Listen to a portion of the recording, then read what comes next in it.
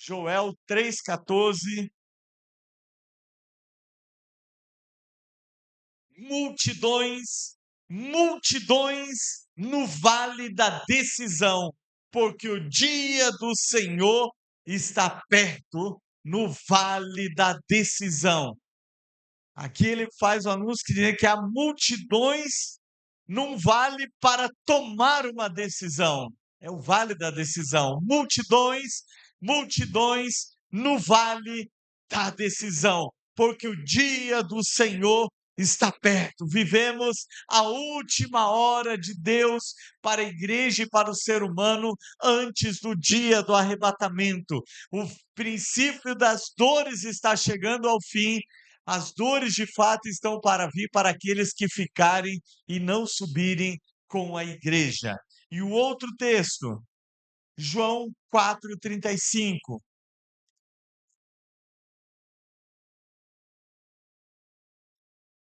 Não dizeis vós que ainda há 4 meses até a ceifa?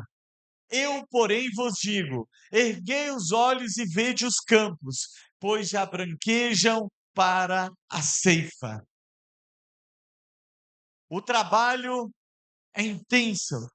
Chegou o dia, são chegados os dias em que nós, mais do que nunca, temos a responsabilidade de levar a palavra de Deus para as multidões que estão clamando. Muitos estão próximos de nós, e mesmo que você não ouça eles clamando, a indecisão dos seus corações, a angústia de suas almas, a perdição eterna que está diante dos seus olhos, mostra que eles estão clamando.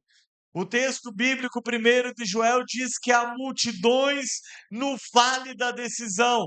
Aí existe uma multidão que precisa tomar uma decisão se ela quer ou não quer a salvação, se ela quer ou não quer andar com Jesus.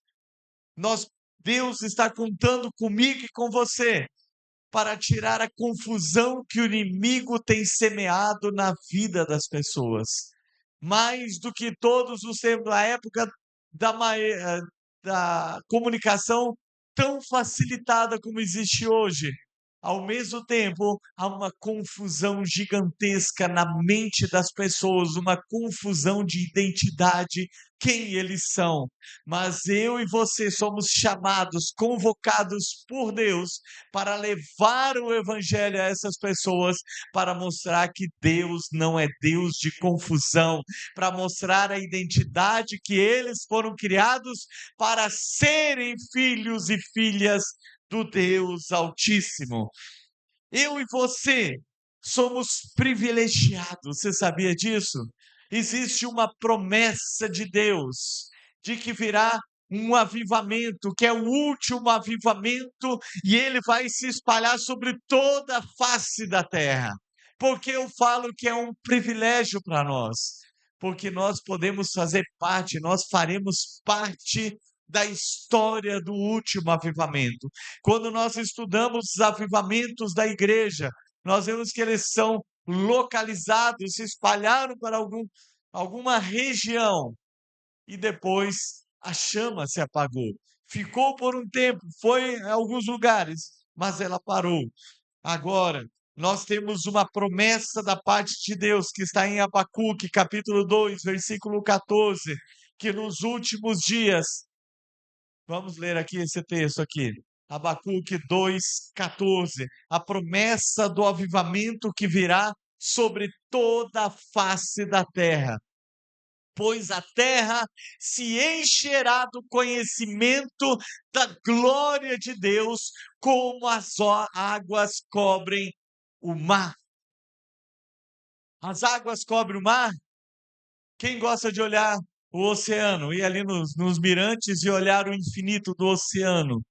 É gostoso, não é? É bom de olhar, pois a palavra do Senhor diz que a glória, o conhecimento da glória do Senhor encherá a terra como as águas cobrem o mar. Esta é a promessa de que haverá um avivamento e ele está chegando, e esse avivamento ele vai se espalhar sobre toda a face da terra, antes do grande e terrível dia do Senhor. Antes do arrebatamento, haverá um avivamento que ele vai se espalhar sobre toda a face da terra. Posso ouvir um amém? Você crê nas promessas do Senhor? Amém? Porque a palavra do Senhor diz: porque todas quantas promessas há no Senhor, nele está o sim e o amém. As promessas, elas se cumprem. Deus vai trazer o avivamento. Mas a grande promessa, eu falei que eu e você somos privilegiados. É porque todos os profetas do Senhor, apóstolas, homens e mulheres sérios da atualidade, eles apontam que o avivamento começa no Brasil. E no Brasil ele tem um início, e ele é apontado para Porto Seguro, o útero da nação brasileira. Aleluia!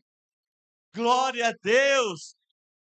Diante disso, de tantas promessas, eu fico eufórico sabendo que eu posso fazer algo, porque Deus vai fazer através de nossas vidas. Diante dessas promessas, nós podemos fazer uma coisa ou outra. Puxar esse vaso aqui, uma, sentar calmamente e ver a história passar diante de nós. É uma decisão que nós podemos tomar. Tem essa promessa de Deus? Tem. E eu vou sentar aqui e eu vou ver essa história passar. Mas essa não é tão eufórica, porque a decisão que eu tomei para minha vida é que eu vou fazer parte dessa história.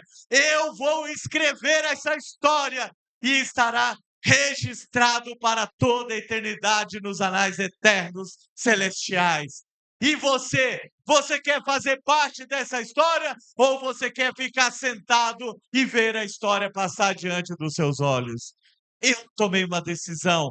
Eu quero fazer parte dessa história. Eu quero fazer parte dessa história. Isaías, capítulo 13, verso 4, diz assim: já se ouve uma gritaria da multidão sobre os montes, como de muito povo, o som do rebuliço dos reinos e nações congregados. O Senhor dos exércitos passa em revista o exército de guerra. O Senhor dos exércitos passa em revista o seu povo, o seu exército. Há muito tempo Deus me deu esse texto de uma maneira muito forte, muito tremenda. E eu creio que hoje novamente ela está para nossas vidas, nessa santa convocação que Deus está nos fazendo para fazer parte da história, para escrever a história do cristianismo, porque Deus não nos chamou para sentarmos e ver as coisas passando diante dos olhos. Ele nos chamou para fazermos parte dessa história. O Senhor dos exércitos passa em revista o seu exército de guerra. O que significa esse texto? Quando o Senhor me deu esse texto, eu liguei para um amigo meu, ele é militar, é cristão e é militar. E eu perguntei para ele, o que significa passar o exército em revista?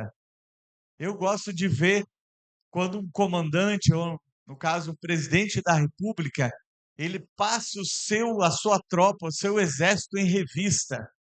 O que é isso? Volta e meia, no dia 7 de setembro, outras datas marcantes, toda a parte das Forças Armadas, elas se apresentam na esplanada dos ministérios de uma forma muito alinhada, e o presidente, então, passa em frente, significa que ele está passando o seu exército em revista. Aí eu perguntei para ele o que significa exatamente passar em revista. Ele diz que a autoridade máxima do país, ele passa a sua tropa, seu exército em revista, e ele precisa encontrar algumas coisas no seu exército. Primeira delas, as suas vestes devem estar impecáveis. Eu gosto de comprar roupa que não amarrota, né? Essa aqui ela não fica amarrotada. Mas a roupa de alguém do exército ali, que vai ser passada em revista, ele não pode ter uma dobra sequer assim de amarrotado, não pode ter nada. Ele não pode ter nenhuma mancha sequer, tem que estar impecável, tem que estar limpo, lisinho, bonito, coturno brilhando, que dá para fazer espelho de tanto brilho, de tão limpo que precisa estar. A postura também dos soldados precisa ser ereta. Além da postura ereta, eles precisam estar com as suas armas em prontidão. As armas precisam ter sido revisadas, limpas, lubrificadas, porque, se for necessário, eles estão prontos para guerra. É assim que, quando a maior autoridade passa o exército em revista, ele deve encontrar. E se um dos soldados não estiver como deve ser, deve estar, ele sofrerá as consequências por não estar como deveria estar. Agora, a maior autoridade do universo diz nesse texto de Isaías que passa o seu exército em revista. E agora, se você tem convicção, erga sua mão comigo. Quem faz parte do exército do Senhor? Você tem certeza? Você faz parte do exército do Senhor? Amém? Ele está passando o seu exército em revista. Como estão as suas roupas? Como está a sua postura? Como estão as suas armas? Porque a guerra já foi travada há muito tempo. Como que você está neste momento atuando nesta batalha que o Senhor nos convocou? Eu quero ler um outro texto agora, muito conhecido, que é Efésios capítulo 6, do 10 até o 18.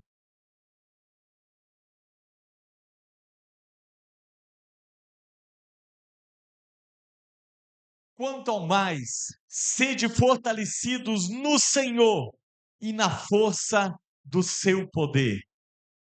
Revestivos de toda a armadura, está falando de soldados do exército do Senhor. Revestivos de toda a armadura de Deus. A armadura vem do Senhor para nossas vidas, porque é Ele quem nos capacita. Para poder ficar firmes contra as ciladas do diabo. Porque a nossa luta não é contra a carne e sangue, ou contra o sangue e a carne, e sim contra os principados e potestades, contra os dominadores deste mundo tenebroso, contra as forças espirituais do mal nas regiões celestes. Portanto, tomai toda a armadura de Deus, para que possais resistir no dia mau, e depois de terdes vencido tudo, permanecer inabaláveis. Estai, pois, firmes, cingindo-vos com a verdade. Aqui ele está falando sobre roupa, está falando cinturão. Naquela época usavam um cinturão muito grande, o cinturão da verdade, a nossa postura, para que sejamos achados impecáveis com o Senhor no dia que Ele está passando o seu exército em revista. É que dentro de nós há necessidade de abominar todo tipo de engano, tudo que é falso não provém do Senhor. Nós precisamos estar vestidos ou revestidos da verdade. Isso faz parte da nossa roupa. Vestindo-nos também com a couraça da justiça. Eu fui justificado pela fé. Você foi justificado pela fé. nós nos tornamos justos diante de Deus e nós devemos amar a justiça. Versículo 15. Temos que estar com os pés calçados com a preparação do evangelho da paz. Nós precisamos nos alimentar desta palavra. Na época em que foi escrito esse texto, os soldados eles usavam um tipo de sandália que tinha algumas presilhas, tipo chuteira de jogador de futebol hoje, para que na hora da batalha que estivesse enfrentando, ele não escorregasse. Então nós também não podemos escorregar na nossa caminhada cristã. Nós devemos estar fortalecidos com esta palavra em nosso dia a dia, para não escorregarmos. Embraçando sempre o escudo da fé. Nós vivemos pela fé. O meu justo viverá da fé. Se ele recuar, a minha alma não tem prazer nele. Nós, porém, não somos daqueles que retrocedem para a perdição, mas daqueles que perseveram para a conservação da alma ou da fé. Embraçando o escudo da fé, com o qual nós apagamos todos os dardos inflamados do maligno. Também tomamos o capacete da salvação. Você tem certeza da sua salvação? Mesmo quando o inimigo quer sussurrar alguma coisa, você precisa dizer: eu tenho o capacete da salvação, eu guardo a minha mente em Cristo Jesus, eu coloco os meus pensamentos cativos à obediência de Cristo Jesus, nosso Senhor. Eu tenho a mente de Cristo, nós temos a mente de Cristo, nós temos esse capacete, essa arma do Senhor sobre a nossa vida. E nós temos a espada do Espírito, que é a palavra de Deus. Temos que ter ela em nossa língua, em nossa mente, em nosso coração. Pregar essa palavra, a Bíblia diz: prega a tempo, fora de tempo, quer ouçam, quer não ouçam, preguem a palavra de Deus. Como está diante do Senhor a sua vida? Você tem pregado essa palavra? Com toda oração, súplica, porque nós estamos neste ano da vigilância, ano de igreja em alerta, orando sem cessar, orando em todo o tempo no Espírito, e para isso vigiando com toda perseverança e súplica por todos os santos, toda quarta-feira agora, oração, mais oração, já é culto de oração e depois uma vigília para orarmos ainda mais. Como estão as suas vestes? O Senhor dos Exércitos passa em revista o seu exército. Agora, como igreja do Senhor, nós vemos que o trabalho é grande. Existem multidões e multidões. Como que nós vamos ganhar essa multidão para o Senhor? Cada um fazendo a sua parte. Porque se só um ou dois fizerem, fica cansativo. Hoje eu estava lendo Êxodo, capítulo 18, o conselho que, aliás, ontem à noite eu li, Êxodo capítulo 18, quando Jetro chega para Moisés, e ele observa Moisés, Jetro era o sogro dele, chegou no acampamento, e ele viu que de manhã cedo, Moisés se assentava, e havia uma fila interminável, esperando para ele julgar as causas. E Jetro perguntou para ele: o que é que está fazendo, Moisés? Ah, o povo vem a mim, quando eles têm uma questão para resolver, eles vêm para mim, porque eu conheço a palavra, eu recebo tudo direto de Deus. Jetro olha para ele e diz: não é bom o que você está fazendo, porque dessa maneira você e o povo se cansarão, haverá um fardo demasiado. Ouça o meu conselho, escolha homens capazes, tementes a Deus, que abominem a avareza, e coloca eles por líderes, líderes de 10, líderes de 50, líderes de 1.000, de 100 e líderes de 1.000. As questões que eles não conseguirem resolver, essa sim trará para você. Ouça se esse conselho vem de Deus. E Moisés seguiu o conselho dele. Por quê? Porque ele e o povo iriam desfalecer, e ele instituiu esses homens tementes a Deus colocou eles como capitães de 1.000, capitães de 100, capitães de 50 e capitães de 10. Ficou fácil para todo mundo, acabou a fila interminável e eles resolveram a questão. E até hoje é estudado e usado como liderança. Nós precisamos cada um assumindo o seu papel. Venha para a escola de líderes, se você não cursou, faça essa escola, abra as portas da sua casa para uma célula, seja um líder. Nós vamos ganhar Arraial para Jesus. Nós vamos ganhar Arraial para Jesus. O start foi domingo passado. Deus fez algo tremendo. Isso aqui é continuidade do que Deus fez semana passada. Então eu e você fomos convocados, porque tem multidões, multidões, multidões no Vale da Decisão. E eu e você revestidos do Senhor, que Ele está passando o seu exército em revista. Nós vamos levar esse evangelho e você vai fazer a sua parte, como eu vou fazer, o pastor vai fazer, cada um vai fazer a sua parte.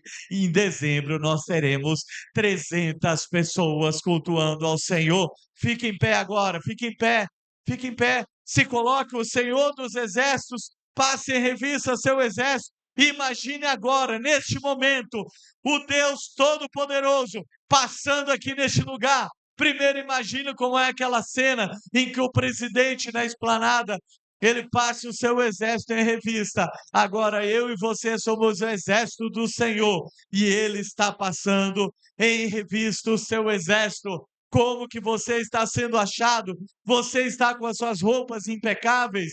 Você está com as suas roupas limpas?